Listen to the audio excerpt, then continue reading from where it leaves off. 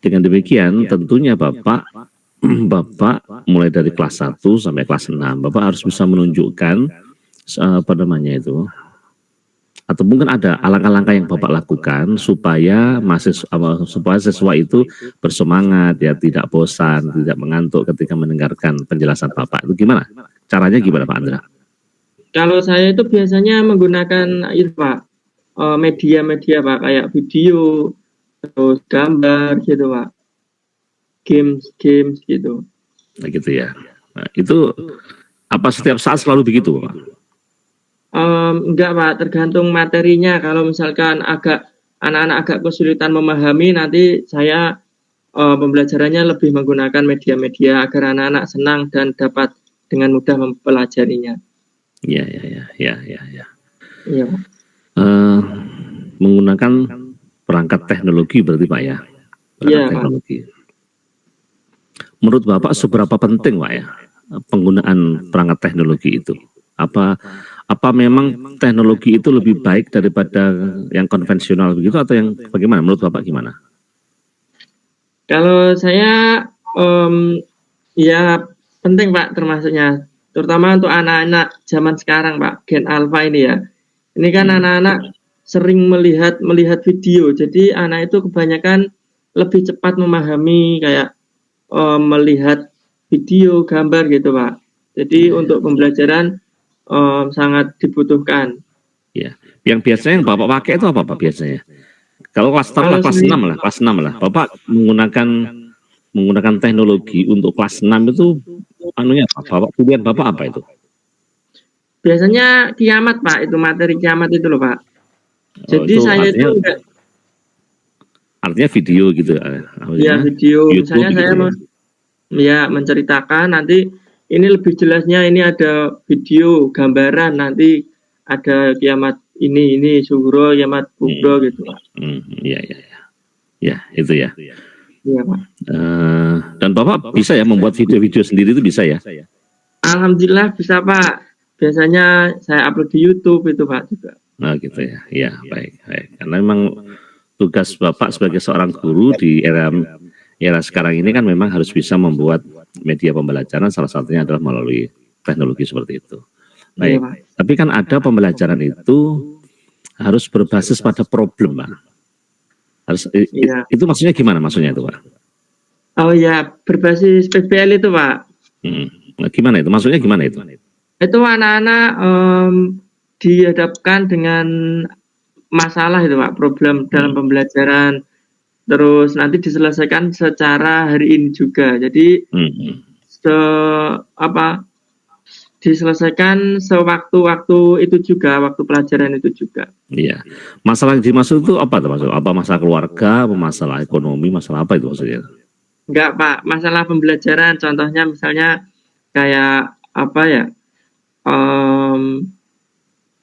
Materi usia balik misalnya itu ada apa soal-soal misalnya itu harus diselesaikan di waktu yang ini juga gitu. Waktu itu PBL gitu ya.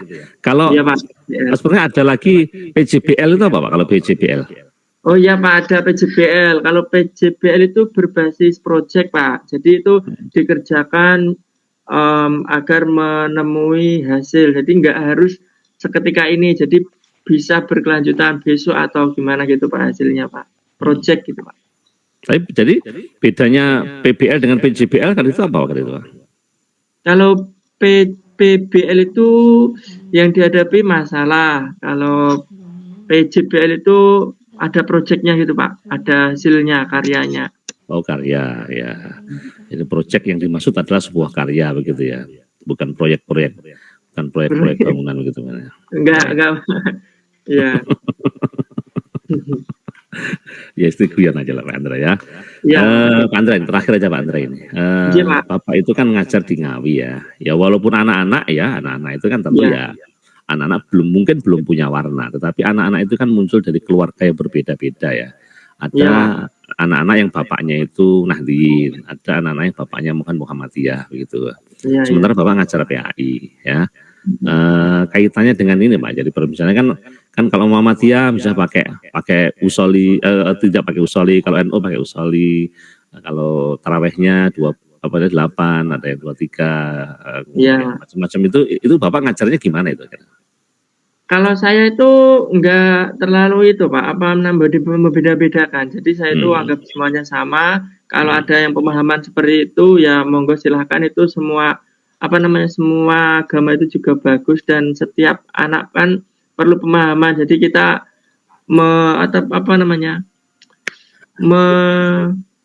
memberi gambaran itu Pak. Jadi kalau kamu pakai usoli misalnya, itu dipakai nggak apa-apa. Kalau misalnya enggak, ya juga nggak apa-apa gitu misalnya. Gitu ya. Ya. Jadi menyesuaikan anak itu. Kalau Bapak kira-kira pilih pakai usoli atau enggak, Pak? Kalau saya, iya Pak.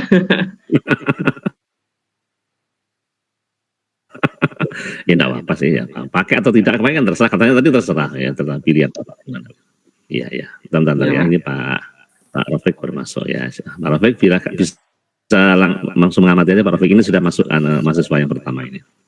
Baik, jadi gitu ya terkait moderasi, Pak Andra berkewajiban untuk bisa moderasi lah ya. Bahwa komitmen iya, silakan NU jadilah NU yang baik, Muhammadiyah jadilah Muhammadiyah yang baik. Tapi bagaimana satu dengan yang lain itu bisa saling menghargai kaitan dengan perbedaan pendapat. Anak-anak ya tinggal bagaimana bapak-bapak, Pak Andra bisa membuat pembelajaran bisa saling menghargai itu tadi. Ya, baik. Sudah cukup saya kira Pak Andra. Coba sekarang Pak Andra bisa membaca ini ya, coba lihat ini. Oh iya Pak. Sudah kelihatan Pak Andra? Belum Pak, belum ada. Gimana sudah ini? Bentar, belum.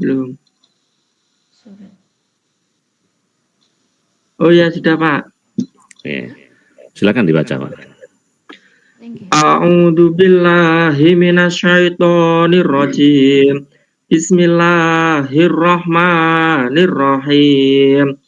Wa yaquluna mata hadzal wa'du in kuntum shadiqin. Qul innamal ilmu 'indallah wa innama ana nadhirum mubin wa innama ana nadhirum mubin. Ya, sudah. Bapak tadi membaca wa yaquluna, lafadz ku itu hukum bacanya apa Pak? Wayaku itu matobi'i Pak. Matobi'i. Lu-nya kalau lu?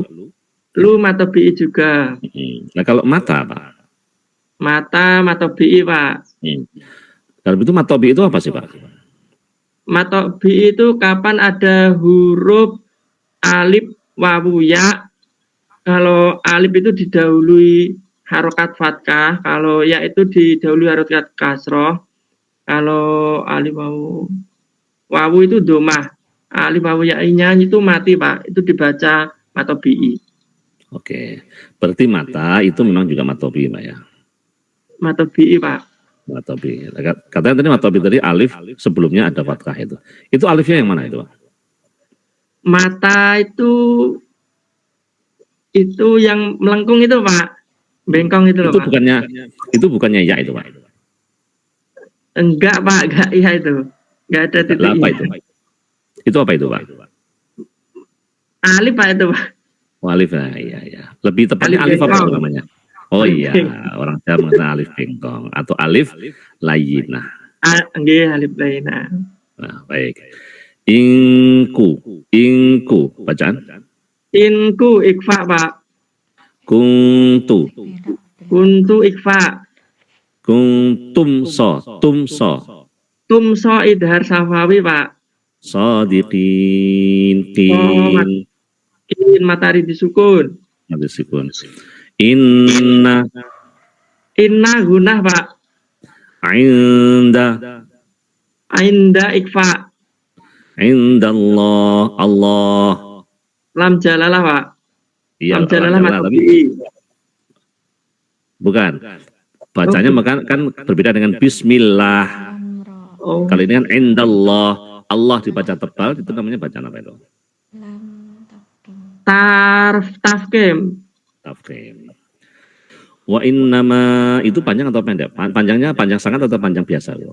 Panjang Pak itu Pak. Panjang. Namanya apa itu Pak?